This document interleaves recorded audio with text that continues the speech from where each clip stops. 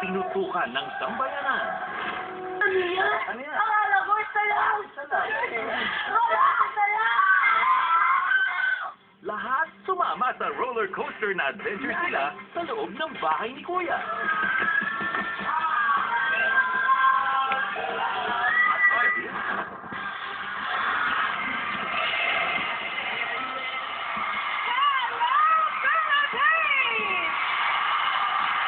BFF ang lahat at the big night live na live sa Malolos, Bulacan. Ang ating 14 big first, John and John!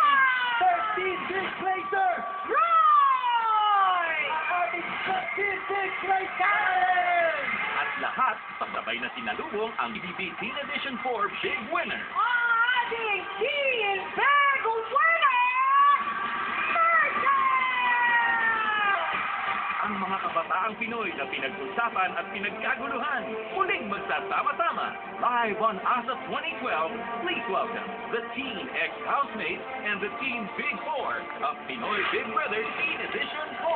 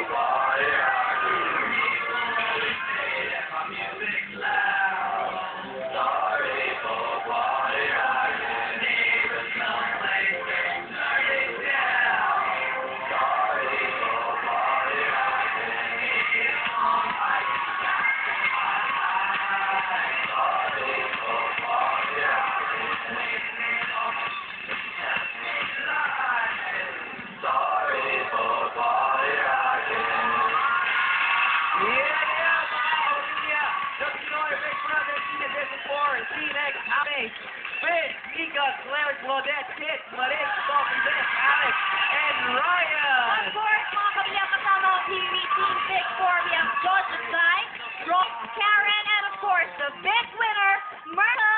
Hey, guys! Okay, sa nung interviewer natin dito, Brito, did you ever imagine that you end up here, the big winner at the performance sa ASAP? No, honestly, no po. Pero gusto ko po magpasalamat sa inyong lahat.